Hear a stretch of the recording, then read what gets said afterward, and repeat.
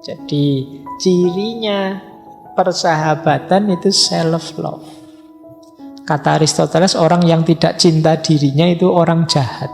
Jadi yang dimaksud oleh Aristoteles orang yang self-love, mencintai diri, itu adalah orang yang melakukan kebaikan. Sehingga dia menjadi orang baik dan jadi sahabat yang baik.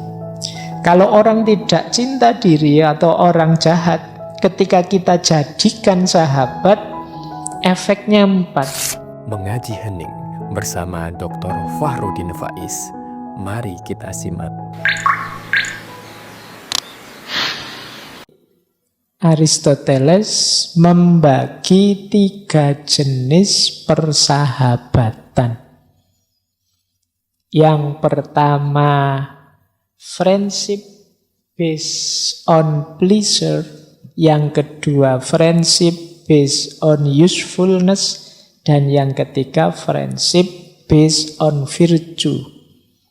Ini melanjutkan tadi sebenarnya, menegaskan lagi. Bersahabat itu ada yang karena pleasure-nya, senengnya, nikmatnya. Pak, saya itu seneng kalau bareng teman-teman saya ini. Nah, itu based on pleasure. Jadi saya mau bersahabat karena ada rasa senang yang diberikan. Ini namanya based on pleasure. Kalau kita ngumpul itu Pak, wah asiknya luar biasa Pak. Nah, ini namanya based on pleasure. Jadi kita bersahabat karena rasa senang. Tidak ingin apa-apa, tidak ingin motif apa, manfaat apa, tidak Pak. Ngumpul saja kita sudah senang. Apalagi kita lama tidak ketemu, wah bareng sahabat itu luar biasa. Ini sebenarnya belum puncak juga, tapi jenis persahabatan juga. Based on pleasure. Kesenangannya yang saya suka. Pada saatnya kalau isinya tidak senang itu mungkin ya tidak terlalu menarik lagi persahabatan itu. Kemarin sih asik-asik aja, seneng-seneng karena masih mahasiswa, belum terlalu banyak masalah. Masalahnya sepele-sepele, mungkin makan warung di mana dan ngopi ngafe di mana. Tapi sekarang sudah dewasa semua, sudah punya anak, berkeluarga semua. Yang dibahas sudah kerja di mana, terus anaknya berapa. Akhirnya yang jomblo jadi mengkeret. Yang belum dapat pekerjaan tidak berani muncul dan lain sebagainya. Jadi tidak asik lagi. Dulu menyenangkan, setara semua. Tapi sekarang sudah beda-beda ceritanya. Akhirnya tidak semenyenangkan dulu. Itu kalau persahabatannya masih hanya based on pleasure, di titik tertentu bisa bubar. Karena situasi hidup itu dinamis, macam-macam. Tidak mungkin senang terus. Jadi, wong kita kalau sedih misalnya punya sahabat, seneng itu kan ya mau gabung di situ. Kok ya nanti jangan-jangan dia ikut sedih. Kalau tidak gabung itu gimana? Itu kan bisa begitu. Tapi kalau sejak awal dasarnya tidak ini, pokoknya kita susah senang bersama ya. Tidak usah malu, tidak usah segan di antara kita sendiri sesama teman, situasi apapun, yuk kita bareng-bareng. Nah, ini tidak lagi based on pleasure kalau kayak gini. Tapi sebagian besar persahabatan itu based on pleasure. Ada lagi based on utilities. Kalau ini juga dasarnya kemanfaatan tadi. Apa yang aku dapat dari persahabatan ini. Yang ketiga based on virtue. Nah ini lebih murni. Dasarnya kebaikan. Selama untuk kebaikan kita akan selalu bersama. Baik. Ada beberapa penjelasan dari Aristoteles untuk pleasure dan usefulness. Jadi yang pertama begini kata Aristoteles. Orang yang bersahabat dasarnya kesenangan atau kemanfaatan itu biasanya yang disukai bukan orangnya. Tetapi apa yang dia dapat, nuansanya dan lain sebagainya. Jadi kalian sebenarnya tidak menyahabati. Saya tidak tahu baku apa enggak istilah menyahabati itu ya. Kalian tidak friendly dengan orangnya tapi friendly dengan suasananya. Wah, kalau kamu datang itu loh, situasinya jadi meriah. Yang disukai situasinya. Jadi nanti kalau kamu datangnya sambil murung, aku tidak terlalu suka lagi. Jadi bukan orangnya. Nah, jadi kata Aristoteles, pertama harus kita perhatikan, kalau itu based on pleasure atau usefulness, bukan orangnya sebenarnya yang ditunggu. Tapi suasananya, nuansanya, dan juga manfaat yang bisa diambil dari situ. Akhirnya apa? Bisa berakhir kalau kesenangan atau kegunaannya berakhir. Ayo, hari ini aku mau bersahabat denganmu karena ketika bersahabat denganmu, suara partai kita meningkat banyak, misalnya. Loh, itu kan kegunaan. Nanti kalau kegunaannya hilang, ya bubar, kita nyari koalisi yang lain. Nah, ini persahabatan yang based on usefulness. Sering kita temui. Jadi bagaimana kok rasanya kemarin bersahabat dengan ini, sekarang kok ganti sahabat, besok ganti lagi. Mungkin mencari usefulnya saja, mencari yang manfaat yang dia butuhkan saja. Atau kesenangan. Nyari teman ini, kemarin akrab dengan teman ini. Begitu teman ini bokek, dia tidak bisa senang-senang lagi, ganti sahabat lagi. Nah, itu based on pleasure and usefulness. Nah, cuma kata Aristoteles, yang berdasarkan kesenangan ini lebih mudah naik level untuk jadi persahabatan perfect, persahabatan yang sejati tadi, dibandingkan yang usefulness. Kalau usefulness tadi kan nyari manfaat saat ini, itu lebih cepat bubarnya. Tapi kalau yang berdasarkan kesenangan, senang itu kadang ada unsur rasanya. Itu biasanya lebih mudah kalau ingin naik kelas ke berdasarkan ketulusan. Jadi yang perfect tadi. Makanya di buku itu ada kalimat persahabatan berdasarkan kemanfaatan adalah untuk para penipu. Jadi orang yang tidak tulus, ada pamrihnya. Oke, kenapa yang kesenangan ini lebih mudah naik ke level persaudaraan atau persahabatan yang sejati? Karena sebenarnya orang yang bahagia, orang yang mandiri itu tidak butuh teman yang useful, tapi dia butuh teman yang pleasure. Jadi makanya kesenangan itu lebih dekat pada perfect. Ya memang belum sempurna, tapi dia bisa lebih dekat. Nah, kata Aristoteles, ternyata persahabatan berdasarkan kesenangan ini lebih banyak ditemukan di anak-anak muda. Jadi anak muda lebih mudah menjalin persahabatan sejati dibandingkan orang tua. Biasanya kalau sudah tua itu kan kepentingannya macam-macam sudah. Urusan karir lah, urusan jabatan lah, urusan partai lah, sahabat di kantor lah, urusan kerja dan lain sebagainya. Ini kebanyakan dasarnya usefulness. Meskipun ya tidak menutup kemungkinan ada pleasure bahkan yang sejati. Tapi cermatannya Aristoteles itu lebih banyak anak-anak muda yang based on pleasure ini. Berdasarkan seneng-seneng. Jadi kalian kan masih dekat-dekatnya, masih asik-asiknya bersahabat. Jangankan yang buruk-buruk, kadang-kadang yang jelek-jelek pun asik saja. Kemarin di Jogja itu belakangan kan rame urusan kelitih. Ini kan sahabat-sahabatan level SMP. Yang kemudian lepas kontrol. Jadi dia tidak mikir, pokoknya sesama teman ya harus saling peduli, saling itu. Jadi lebih bisa masuk ke level sejati. Nah, ini PR bagi yang muda-muda. Maka manfaatkan arena persahabatan itu seperti teorinya Aristoteles jadi arena kebaikan. Mumpung masih muda kalian melakukannya. Nah, ini kan sebagian besar muda-muda. Kalau seusia saya mungkin sudah agak sulit. mencari yang sejati, sudah ada kepentingan macam-macam. Mungkin teman kantor, mungkin hubungannya dengan status, jabatan, dan lain sebagainya. Tapi bukan berarti tidak mungkin. Nah, cuma kalian lebih mudah. Situasi hidupnya tidak sekompleks yang sudah dewasa. Nah, kalau ini persahabatan yang based on virtue.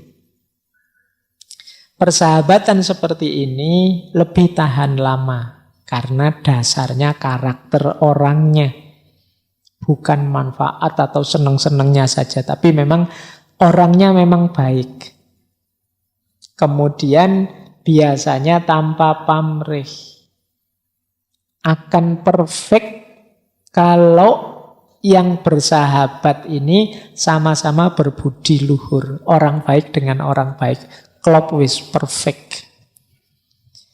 Bestian. Nah itu kalau hari ini kan pakai istilah bestie ya. Ya, bestie bahasa Inggris ya, awas keliru. Karena bestie itu bisa bahasa Inggris, bisa bahasa Itali. Kalau bahasa Inggris artinya sahabat. Kalau bahasa Itali artinya binatang. Jadi kalian hati-hati loh kalau ada orang, wah kamu bestiku nih. Yo, kamu tanya dulu, bestie yang bahasa Inggris apa yang bahasa Itali? Iya, jangan-jangan kalau bahasa Itali terus, wah berarti kamu nganggap aku binatang ya, ngono. Oke, jadi bestian dengan dasar virtu ini akan lebih langgeng. Jangan lupa, kalau kita levelnya virtu yang tertinggi ini, pasti dapat pleasure, pasti dapat utilities. Tidak usah khawatir. Pak, berarti saya harus mengorbankan kesenangan, Pak. Berarti saya tidak dapat apa-apa dari persahabatan itu. Tidak. Pasti kalian dapat banyak hal, dapat manfaat banyak, sekaligus kesenangan. Jadi kalau kalian ada di titik tertinggi, yang bawah pasti dapat semua. Tapi kalau kalian ada di bawah, tidak jaminan yang atas dapat. Bisa jadi yang bawah pada akhirnya lenyap dan persahabatan bubar. Nah, prinsipnya friendship yang based on virtue itu, the excellent person will need people for him to benefit. Persahabatan orang-orang yang sempurna, orang yang perfect itu, dia membutuhkan orang lain untuk jadi ladang berbuat baik. Semuanya ngotot, masing-masing ngotot ingin berbuat baik untuk sahabatnya. Ini yang membuat persahabatan itu langgeng. Friendship based on virtue. Baik, yang kategori-kategori sudah. Sekarang masuk ke babak selanjutnya. Beberapa isu dalam persahabatan. Nah, ini ada kata Aristoteles, friendship within the family. Persahabatan dalam ikatan keluarga. Kata Aristoteles, di dalam keluarga itu juga ada persahabatan, tapi biasanya cenderung tidak setara. Beda dengan persahabatan di luar. Jadi di keluarga itu kan ada orang tua, ada anak, ada saudara. Saudara pun ada yang tua, ada yang muda, ada lain sebagainya. Ini kan biasanya tidak setara. Jadi saling menyayangi, cuma levelnya beda. Orang tua pada anak dengan anak pada orang tua. Saudara tua pada saudara muda, yang muda pada yang tua. Jadi punya kecenderungan tidak setara karena ada fungsi-fungsi pokok yang harus dimainkan di dalam rumah. Bahwa orang tua itu asyik kalau bersahabat dengan anaknya, ya. Tapi ada fungsi sebagai orang tua yang beda dengan fungsi sebagai teman biasa. Itu yang membuat kalau dalam rumah itu persahabatan punya kecenderungan tidak setara. Yang lebih tua atau lebih tinggi posisinya biasanya pemberiannya lebih banyak dibandingkan yang posisinya lebih rendah. Orang tua dengan anak, kata Aristoteles, ya, pemberian orang tua lebih banyak pada anaknya. Sehingga anak kemudian dituntut hormat pada orang tuanya. Mungkin saudara tua dengan saudara muda kan juga begitu. Yang tua biasanya perannya agak besar pada yang muda. Misalnya waktu sekolah itu, yang tua kan sudah sekolah duluan, akhirnya ngajari adiknya. Perannya lebih besar. Mungkin nanti yang tua menikah duluan. Nah, nanti nuntun yang muda. Dan lain sebagainya. Jadi relasi family, relasi dalam rumah itu relasi yang punya kecenderungan tidak setara. Tapi bukan berarti tidak bisa bersahabat. Yang menonjol dalam relasi family, kekerabatan, kekeluargaan itu adalah peran masing-masing yang berbeda-beda. Ada tanggung jawab yang beda-beda. Itulah yang nanti membedakan relasi dalam family. Jadi yang tua memberi lebih banyak, yang muda dituntut untuk lebih menyayangi. Oke, bahkan nanti ada tesis dari Aristoteles, ibu sayangnya lebih banyak dibandingkan ayah. Tapi ayah pemberiannya lebih banyak dibandingkan ibu. Ya karena bayangannya Aristoteles kan yang kerja itu bapak. Kalau hari ini mungkin beda ya, tesis ini mungkin berubah. Ya Aristoteles anak zamannya sendiri, dia melihat zaman itu ya yang kerja yang laki-laki, yang perempuan di rumah. Dia tidak melihat Jawa hari ini misalnya kadang-kadang yang laki-laki di rumah ngomong anak, yang perempuan kerja. Nah, itu kan situasinya berubah. Beda dulu, beda sekarang. Yo, itu yang saya sebut kritis tadi ya. Pikiran-pikiran para filosof pun yo jangan ditelan begitu saja. Mungkin ada yang pas, mungkin ada juga yang tidak pas. Tidak pas bukan berarti salah, tapi situasinya berubah. Yang itu mungkin zaman Aristoteles tidak ada. Nah, jadi yang pertama ini, jadi ada isu friendship within the family. Persahabatan antar keluarga.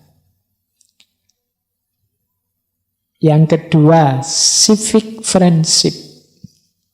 Ini berarti persahabatan antar sipil. Kayak kita ini kan sebenarnya civic friendship. Kata Aristoteles, bersahabat itu ya bisa dengan orang yang kita kenal, bisa juga dengan orang yang tidak kita kenal. Jadi, Pak saya tidak kenal, maka saya tidak bisa sahabatan. Bisa saja kok. Baru kenal saja juga sudah bisa sahabatan. Apalagi punya basic yang sama. Wah kita sama-sama Muslim. Wah kita sama-sama Indonesia. Wah kita sama-sama orang Jogja. Ini kan dasar-dasar civic, persaudaraan sipil. Saya tidak kenal kalian, tapi Pak, saya pernah ikut ngaji filsafat loh Pak. Oh, kan otomatis iso dadi sahabatan, meskipun tidak kenal dalam. Nah, Aristoteles punya tesis bahwa civic friendship itu diantara penentunya adalah pemerintah. Jadi apakah warga negara ini saling bersahabat atau saling bermusuhan, itu kuncinya pada pengelolaan pemerintahan yang bagus. Jadi kalau pemerintahannya baik, persahabatan sipil itu akan baik karena dasarnya adalah kebaikan. Tapi kalau pemerintahannya buruk, persahabatan itu biasanya dasarnya kepentingan-kepentingan sesaat. Nah, boleh sekalian membaca situasi hari inilah. Seperti apa sih kalau pakai teorinya Aristoteles ini? Benar atau tidak?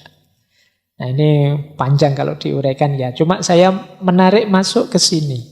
Tentang civic friendship ini. Kata Aristoteles, when people are friends, they have no need of justice. But when they are just, they need friendship in addition. Ketika masyarakat itu saling bersahabat, mereka tidak butuh keadilan. Tetapi ketika mereka adil, mereka butuh persahabatan. Oh ini gayane filosofi nek ngomong bulet ngene iki. Mikirnya harus agak dalam.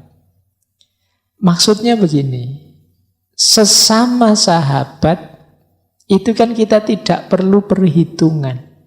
Itu yang dimaksud, they have no need of justice. Jadi pijakan hubungannya bukan lagi adil. Kalau bahasa agama ya, tapi ihsan. Kamu punya utang padaku, tadi janjinya bayarnya hari Rebu tanggal 1. Tak tunggu sampai hampir 10 malam belum bayar-bayar. Ndak apa-apalah wong konco dhewe wae. Itu kan harusnya ini wis dolim sama yang ngutangi. Ndak adil itu, wong sudah janji kok harusnya amanah, pasnya yo mau hari ini yo hari ini. Tapi ndaklah wong yo temen aja saya maklumi besok juga ndak apa-apa kok. Nah ini yang dimaksud they have no need of justice. Sesama teman, sesama sahabat itu biasanya saling memaklumi. Aku mau pakai baju yang itu malah diambil dulu sama temanku, dipakai dulu misalnya. Ndak apa-apa lah wong sahabat.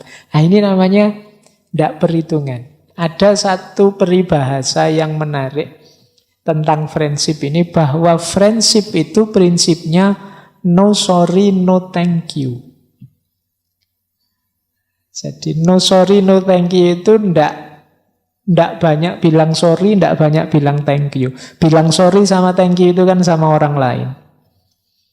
Kalau sama orang lain dikit-dikit, terima kasih ya sudah dibantu. Terima kasih ya, itu kan kayak orang lain aja.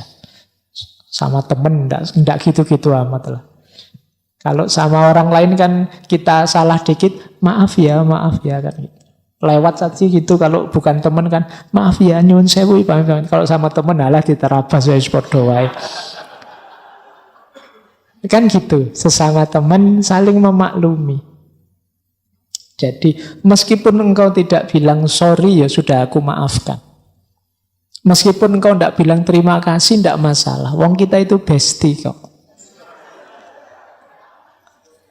Jadi ya itu yang dimaksud no sorry no. Itu yang dimaksud they have no need of justice. Jadi dia bukan berarti tidak adil, tapi bisa memaklumi.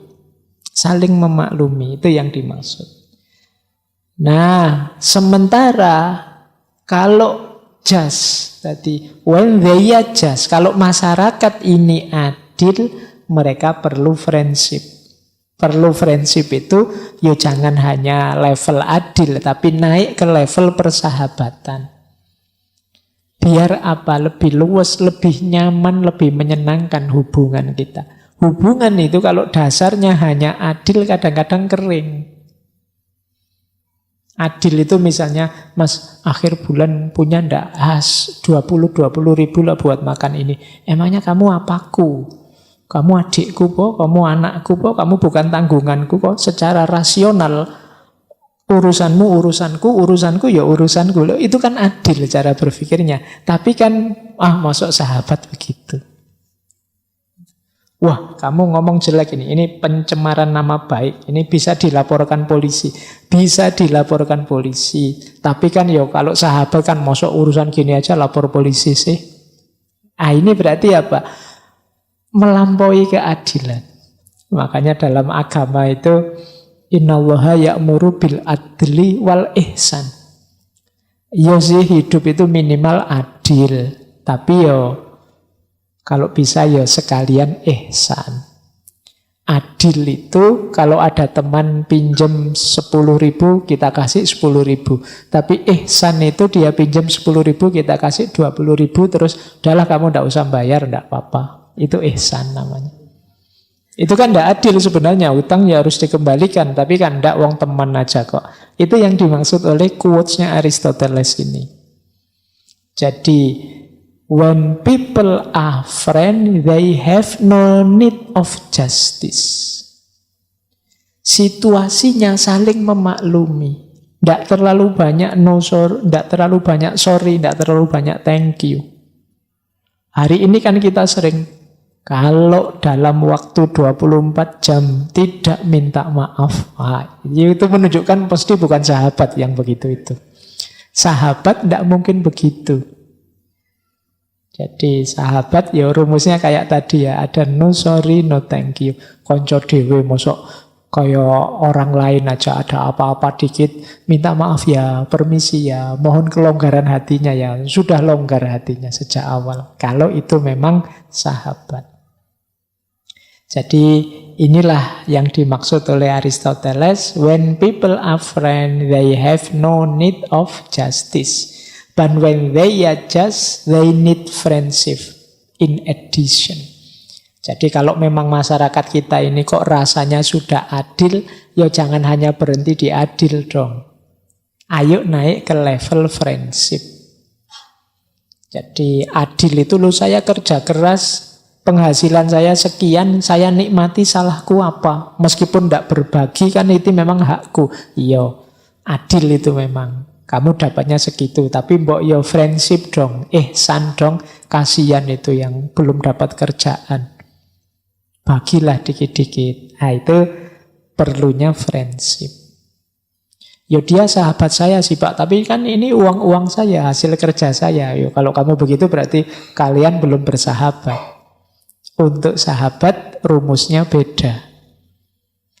Nah, ini quotes dari Aristoteles. Ini hubungannya dengan tadi ya, civic friendship. Persahabatan di antara warga, di antara rakyat. Terus, di Nikomachian Etik ada satu konsep dari Aristoteles. Sebelum seseorang mencintai sahabatnya, dia harus mencintai dirinya sendiri dulu. Jadi prasyaratnya persahabatan itu self-love. Cinta diri. Jadi cinta diri baru cinta orang lain. Orang yang tidak mencintai dirinya atau tidak bisa mencintai dirinya, tidak bisa jadi sahabat yang baik. Wong kepada dirinya sendiri saja tidak baik, apalagi kepada orang lain. Jadi cirinya persahabatan itu self-love. Kata Aristoteles, orang yang tidak cinta dirinya itu orang jahat. Kok orang mau nipu? Ini sebenarnya orang jahat. Orang yang tidak mencintai dirinya. Kenapa? Karena kalau dia tahu bahayanya menipu untuk dirinya, lahir maupun batin, pasti dia tidak nipu. Jadi orang yang tidak cinta diri itu orang jahat. Berarti orang jahat itu orang yang tidak mencintai dirinya. Kalau kalian melakukan keburukan, kejelekan, jangan dikira efeknya untuk luar kalian. Pertama-tama yang dapat efek itu dirimu sendiri. Jadi sahabat yang baik adalah orang yang mencintai dirinya. Antara lain dengan cara melakukan kebaikan. Jadi yang dimaksud oleh Aristoteles orang yang self-love, mencintai diri, itu adalah orang yang melakukan kebaikan. Sehingga dia menjadi orang baik dan jadi sahabat yang baik.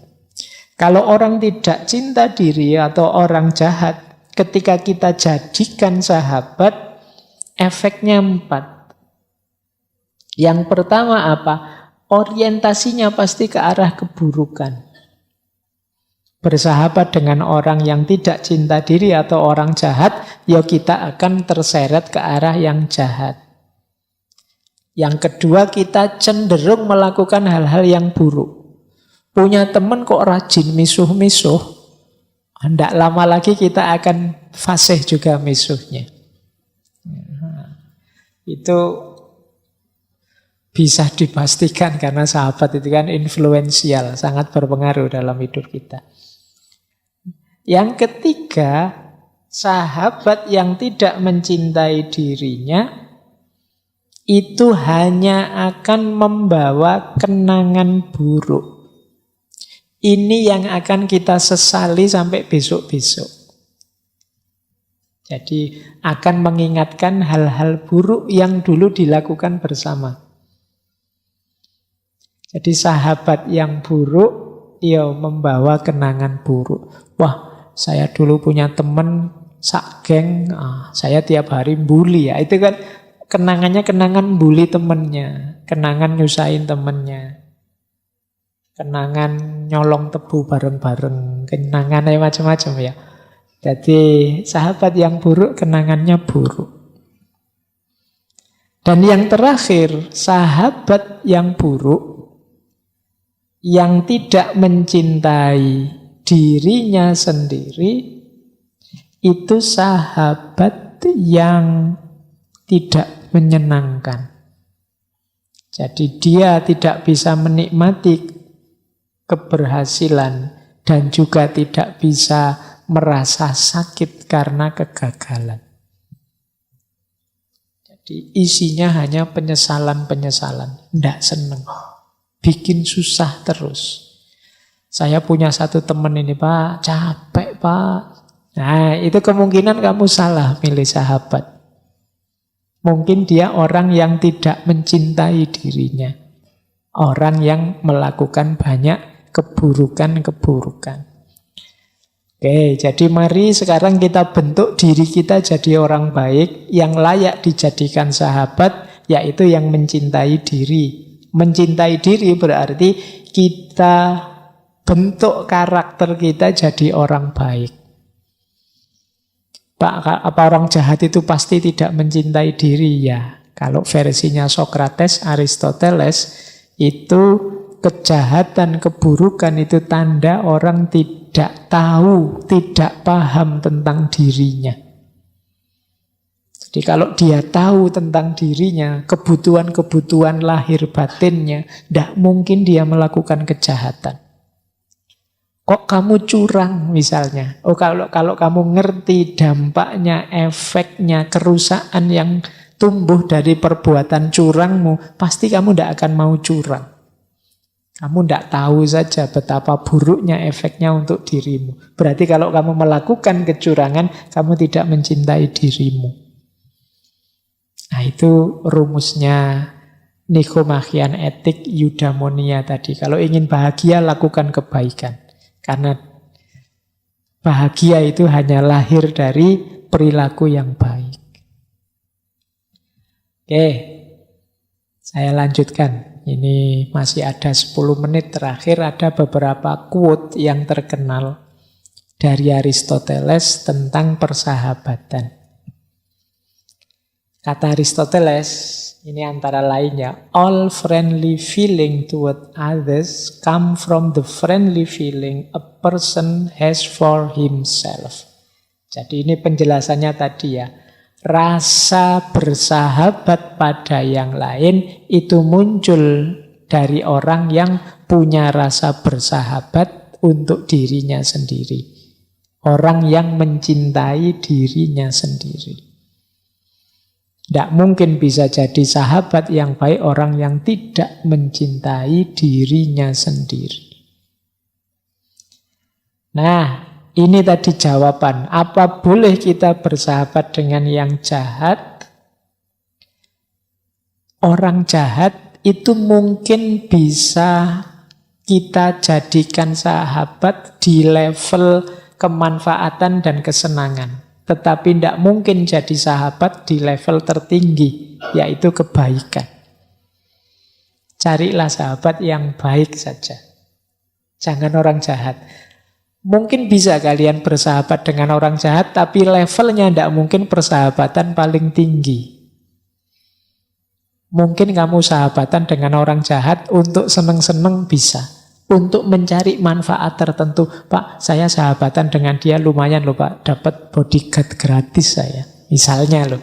Karena temanku itu suka tawuran Pak, suka Pak, lumayan kalau tawuran saya ada pembelanya. Mungkin bisa untuk kemanfaatan, untuk kesenangan. Tapi untuk level persahabatan tertinggi tidak bisa, kata Aristoteles. Karena orang jahat pastinya dia tidak mencintai dirinya. Dia bukan orang yang baik. Pak, gimana kalau saya punya sahabat awalnya dia baik, tapi kok berubah jadi jahat? Apa kita bubaran saja? Itu dibahas di Nikomachian Etik. Jadi kalimatnya begini, jawabannya Aristoteles. Yo kalau ada sahabat kita berubah dari baik jadi jahat, kita harus memberikan beberapa pengertian kepada mereka dengan mempertimbangkan persahabatan sebelumnya. Maksudnya apa? Yo, kita jangan diem saja dong kalau ada teman kita berubah jadi jahat. Kenapa? Sahabat yang baik hanya menginginkan kebaikan dan yang baik untuk sahabatnya. Jadi persahabatan dengan orang yang berubah jahat bukan harus dibubarkan, tapi mari kita ajak kembali dia ke arah yang baik. Jadi karena dia sudah sahabat kita, sahabat yang baik menginginkan yang terbaik untuk sahabatnya. Nah ini jawabannya Aristoteles. Nah, saya tidak tahu ini terakhir apa enggak. Kalau masih ada lagi, ya ada lagi, tidak apa-apa. Saya tidak hafal tadi membawa berapa quotes ya.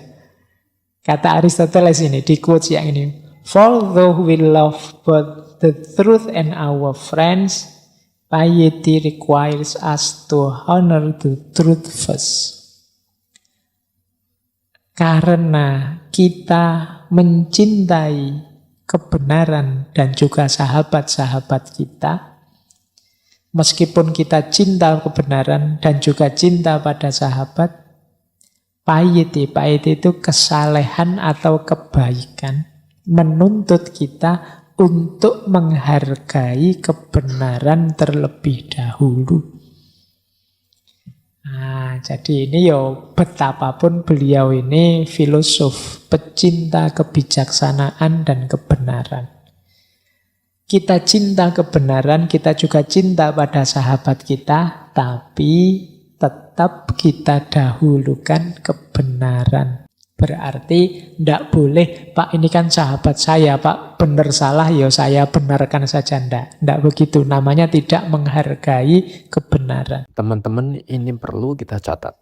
Jadi meskipun kita mencintai sahabat kita, yang benar kita ucapkan sebagai benar, yang salah sebagai salah. Jadi itulah penghormatan kita. Termasuk penghormatan kita kepada sahabat kita. Bukti bahwa kita sayang dia, cinta dia, peduli dia adalah kita ingatkan dia kalau dia keluar dari jalur kebenaran. Jadi tetap nanti mungkin temenmu nanting, kamu milih aku apa kebenaran? Ya kebenaran yang dipilih. Jadi saya tidak tahu, mungkin ada cerita apa, kasus apa, terus kalian harus milih. Ini kebenaran, ini sahabat. Kata Aristoteles, dahulukan kebenaran. Harusnya prinsip kebenaran tidak tabrakan dengan prinsip persahabatan. Idealnya begitu, tapi mungkin sahabat kita berubah seperti tadi. Awalnya dia baik, tapi terus berubah. Oh, masih ada. Oke, kalau ini sederhana. Mencari teman mencari teman itu cepat, tetapi menjadi sahabat itu pelan-pelan. Slow ripening fruit. Slow ripening fruit itu buah yang matangnya pelan-pelan. Ingin mencari teman itu quick work, cepat. Malam ini kita sudah dapat teman berapa. Tapi untuk jadi sahabat itu perlu proses. Besok misalnya sudah kuliah lagi, ketemu lagi teman-teman yang kemarin mulai semester 1 tidak ketemu-ketemu, sekarang ketemu. Itu kan begitu ketemu langsung dapat teman 40 misalnya, sak kelas. Tapi kan belum sahabat. Dari 40 ini mungkin 1 atau 2 nanti jadi sahabat dekat. Yang lain tetap teman biasa saja. Nah, Kapan seseorang jadi sahabat? Ya balik ke depan tadi, mungkin karena menyenangkan, mungkin karena ada manfaatnya atau kebaikan yang kita sukai. Jadi wishing to be friend is quick work, but friendship is a slow ripening fruit. Jadi ingin jadi teman itu cepat, tapi persahabatan itu proses seperti buah yang matangnya pelan-pelan. Jadi ternyata juga ndak instan. Jadi kalau tiba-tiba kamu mau ndak sahabatan dengan aku? Pelan-pelan nanti kita akan jadi sahabat. Dengan banyak faktor. Masih ada lagi?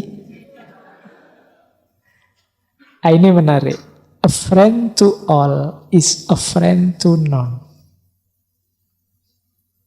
Orang yang punya prinsip, pokoknya semuanya temanku deh. Itu sebenarnya dia bukan temannya siapa-siapa. Jadi ini menarik ya. Nanti kalian renungi. Jadi kenapa? Karena berteman itu ada kedalaman. Ada intensitas, kedekatan, keberpihakan, pilihan-pilihan. Saya senang Pak dengan orang yang tipenya ini bisa dekat. Nah, masuk akal.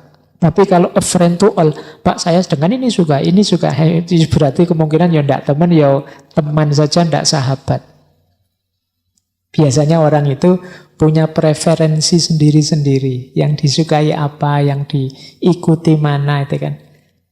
Justru kalau dia bilang, Pak saya ndak punya sahabat khusus kok Pak, semuanya teman. Kemungkinan ya ndak ada yang dekat dengan semuanya. Dia friend to none. Dia bukan temannya siapa-siapa. Coba nanti kalian renungi ya. Biasanya kalau memang serius ingin bersahabat, itu ya tidak semua orang bisa dekat dengan kita. Biasanya kita cocok dengan ini, ndak cocok dengan itu. Nyambung dengan teman yang ini, tidak terlalu nyambung dengan ini. Bukan teman kan, bukan sahabat kan, bukan berarti musuh. Cuma kita beda tipe saja. Tidak sama. Saya organisasiku ini, kamu organisasimu itu. Kita tidak terlalu cocok seleranya misalnya. Tidak apa-apa, tidak masalah. Jadi justru akan lebih produktif kalau kita jelas bahwa saya bisa dekat dengan ini, sulit dekat dengan itu. Tidak masalah, wong itu manusiawi. Nah, biasanya justru orang yang bilang saya teman siapa saja bisa dekat dengan siapa dan lain sebagainya, ini sulit mendalam. Makanya disebutnya Aristoteles a friend to none. Apalagi kalau dipikir lebih dalam lagi. Hidup ini seringkali menuntut kita memihak. Saya teman dengan orang yang dilemahkan, dizolimi, dan tidak mungkin saya berteman dengan orang yang merusak, menzolimi. Nah, ini lebih dalam lagi. Tidak mungkin, saya teman semuanya kok Pak, malah tidak bertanggung jawab. Nah, itu diantara makna-makna dari quote-nya Socrates ini. Bahkan kadang-kadang kita itu seneng kalau teman kita itu jelas. Maksudnya apa? Keberpihakannya jelas, orientasinya jelas. Sehingga kita tahu dia ini siapa, apa, kita bisa dekat atau tidak. Banyak di antara kita yang mungkin saya tidak tahu ya, punya prinsip cair. Cair itu dalam arti tidak tegas, tidak punya pendirian. Ini biasanya sulit kita mendekati. Jadi, Mas, aliran ini apa aliran itu? Saya bebas saja, aliran apa saja. Itu kan sulit. Kita menyikapi dia, bersikap di hadapan dia, apa yang harus saya lakukan di depannya itu kan sulit. Nah, justru lebih bertanggung jawab, ya jelas saja. Saya itu alirannya ini, cara berpikirnya begini, orientasi saya ini. Wah kalau kayak gitu saya tidak terlalu cocok Mas. Oh ya tidak apa-apa, berarti kita berbeda. Saling menghargai saja. Jalan. Jadi tidak harus kemudian karena khawatir dimusuhi terus kita, wah saya bisa apa saja kok Pak, itu malah menyulitkan. Kayak kalian mungkin nanti melamar pekerjaan, diwawancara, terus bisanya apa mas? Apa saja bisa. Kalau bapak pengen apa itu malah tidak diterima kalian. Justru yang jelas. Dalam hidup ini kadang-kadang prinsip ini dipakai. A friend to all is a friend to none. Jadi kalian harus jelas tegas sukamu apa. Jangan cair. Oke, kapan-kapan kita lanjut bahas itu. Jadi hidup ini ada kalanya kita harus cair, toleran, bisa menerima masuk kemana saja. Tapi ada kalanya kita harus tegas, jelas siapa kita, apa orientasi kita. Untuk milih pasnya apa, disitulah kita perlu kebijaksanaan. Dan bidang yang serius menggarap kebijaksanaan adalah bidang filosofia. Yang sangat cinta pada kebijaksanaan, bidang filsafat. Terima kasih sudah menyimak. Semoga channel Mengaji Hening bersama Dr. Fahrudin Faiz selalu bisa memberikan ilmu, motivasi, dan kebermanfaatan. Salam sehat dan bahagia.